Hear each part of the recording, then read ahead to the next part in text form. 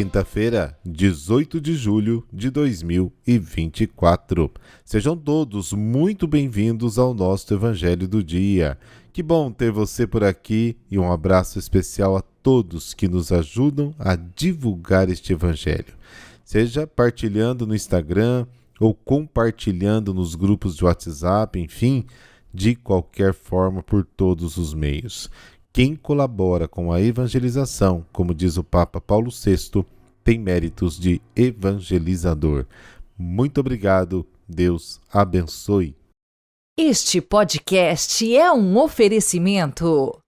ArcelorMittal, a maior produtora de aço do mundo.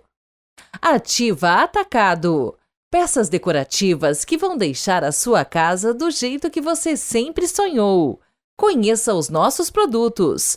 Compre pelo nosso site. Na descrição deste podcast, você encontra o site de todos os nossos patrocinadores. Prestigie!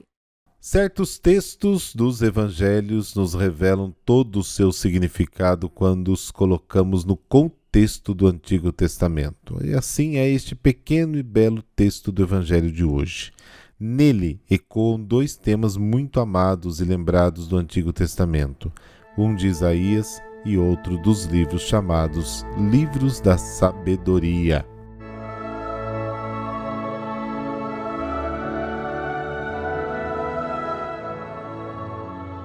Pelo sinal da Santa Cruz, livrai-nos Deus nosso Senhor dos nossos inimigos. Deus eterno e todo-poderoso, sobre os povos que vivem na sombra da morte, fazei brilhar o sol da justiça, que nos visitou nascendo das alturas, Jesus Cristo, nosso Senhor. Amém.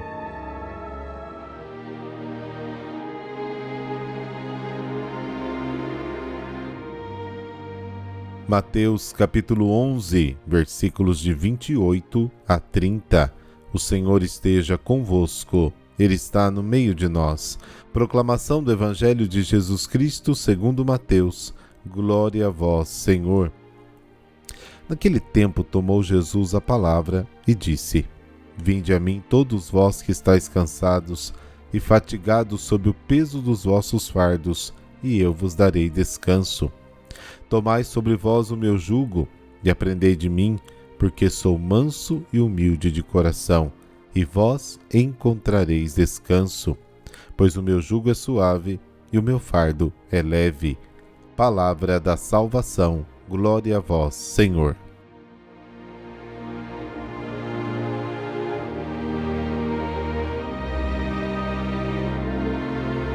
Os cansados e oprimidos são aqueles que sofreram sob as pesadas prescrições da lei e que se sentiam perdidos diante da difícil e complicada doutrina dos rabinos.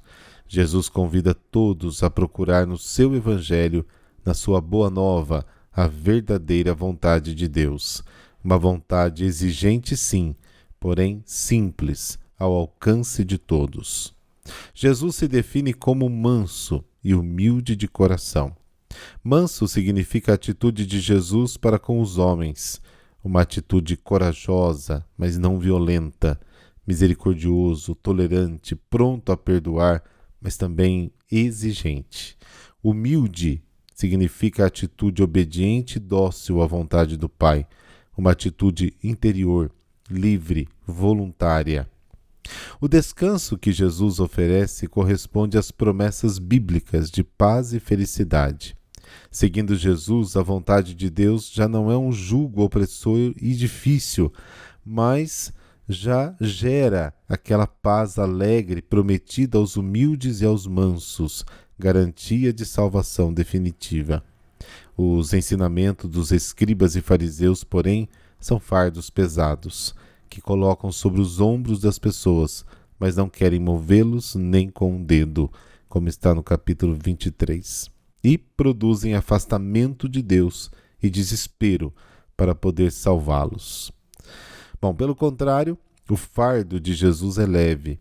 A religião cristã não consiste na observância da lei, mas em entrar em relação com o Filho, com o Pai, assumindo a atitude de pequeninos, simples, pobres diante de Deus. Todos aqueles que estão desiludidos com toda forma de vida que não salva e onera a vida são convidados a seguir Jesus, que traz ao mundo a verdadeira e definitiva fé. Jesus se apresenta como manso e humilde de coração. Manso significa sua atitude acolhedora e misericordiosa para com todos. Humilde de coração, a sua atitude de obediência à vontade do Pai. Jesus não é um professor autoritário. Ele não impõe aos outros fardos que antes não carregava. O jugo é seu, porque ele o suportou primeiro, e é leve, porque não contém ordens absurdas e impossíveis. Pedro se lembrou disso na Assembleia dos Apóstolos e Anciãos em Jerusalém, como diz Atos dos Apóstolos, capítulo 15, versículos de 10 a 11. Abre aspas. Agora então, por que continuais a tentar a Deus, colocando sobre a cerviz dos discípulos um jugo que nem nossos pais, nem nós podemos suportar? Pela graça do Senhor somos salvos. Fecha aspas. E também a primeira carta de São João, capítulo 5, versículo 3, que diz assim, abre aspas, os seus mandamentos não são pesados. Fecha aspas.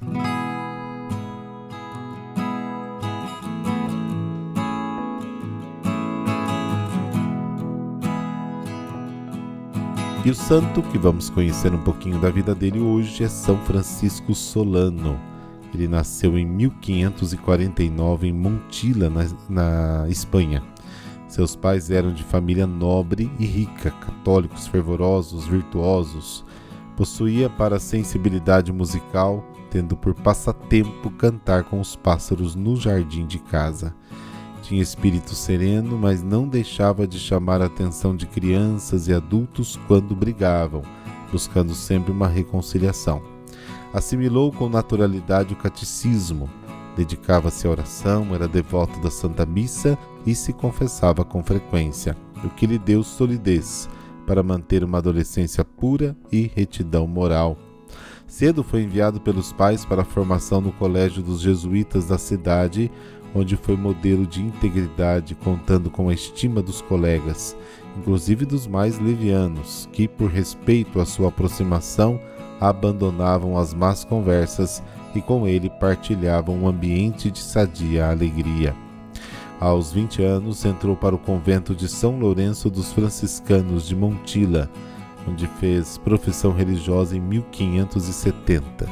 Desejava ardentemente ser missionário.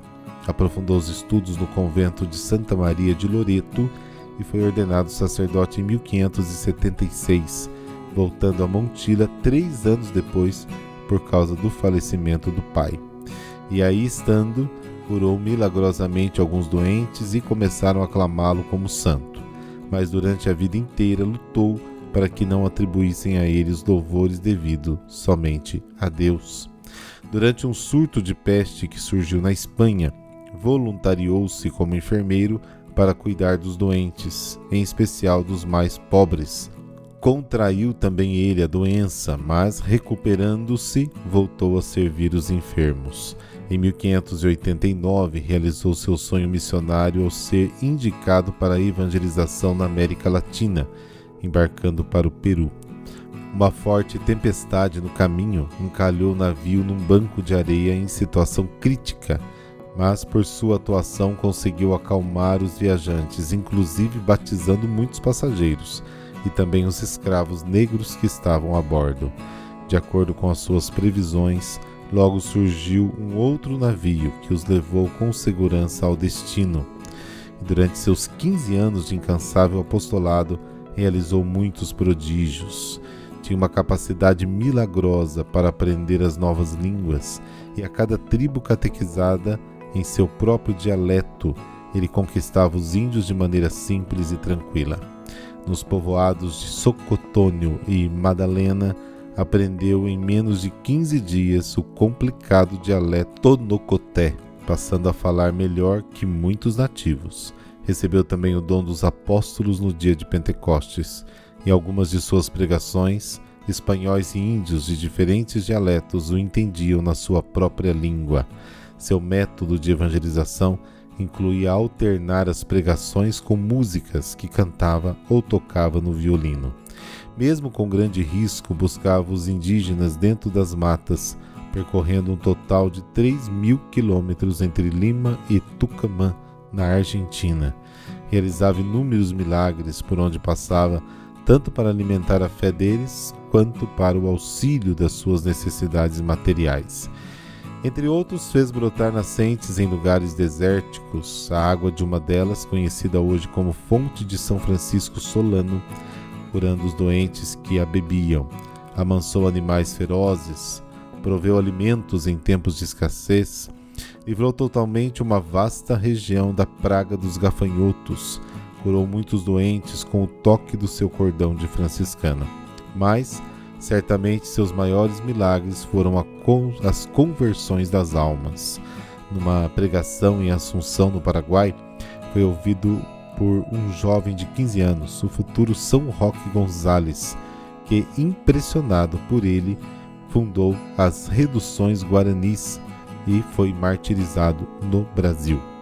Seus últimos 5 anos de vida em Lima foram dedicados à reforma dos conventos com a restauração da então abalada disciplina franciscana. Morreu no dia 14 de julho de 1610, apelidado de o Frade do Violino. São Francisco Solano, chamado de apóstolo do Peru e da Argentina, é padroeiro destes dois países e do Uruguai, e também dos missionários da América Latina. Oremos. Senhor Deus, que vos dignastes enviar como missionário salvífico do céu para a terra o vosso próprio Filho, concedei-nos por intercessão de São Francisco Solano o dom de aprender a língua do amor e da caridade, e só por ela me dirigir aos irmãos, para que depois das obras do desterro dessa terra possamos entoar na pátria definitiva a música dos anjos. Amém. Abençoe-vos o Deus que é todo-poderoso, Pai e Filho e Espírito Santo. Amém. Boa quinta-feira para você e amanhã tem Enciclopédia Bíblica. Até lá!